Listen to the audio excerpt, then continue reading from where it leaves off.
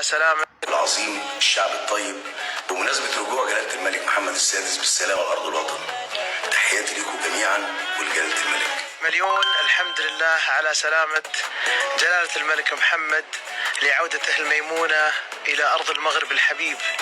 تحياتي وكل المحبة لأهلي وإخواني في المغرب، بداية من جلالة الملك والأسرة الكريمة إلى الجمهور والإخوان والأخوات في المغرب الحبيب.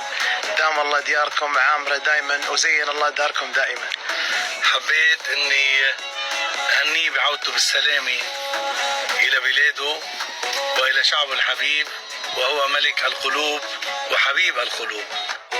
منهني الشعب المغربي على هالخبر الرائع الجميل، وإن شاء الله دائما المغرب وشعبها ومليكها بيكونوا دائما بألف خير. نحب نقول لجلالة الملك محمد السادس الحمد لله على سلامتك. نحب نهني الشعب المغربي الشقيق بعودة الملك، الحمد لله معافى، وإن شاء الله يقود البلاد إلى الازدهار والتقدم. Bonjour Sa Majesté, je vous envoie ce message pour vous signifier la joie, le plaisir et le soulagement que j'ai de vous savoir en meilleure santé et de retour enfin auprès de vos proches. Je vous souhaite un excellent rétablissement en espérant vous revoir très bientôt. Longue vie au roi, vive le Maroc.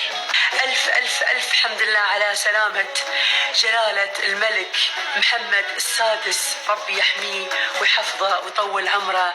مبروك لكم يا أهل المغرب عودة الملك محمد السادس. برجوعك يا جلالة الملك محمد. تهنئة من كل قلب الشعب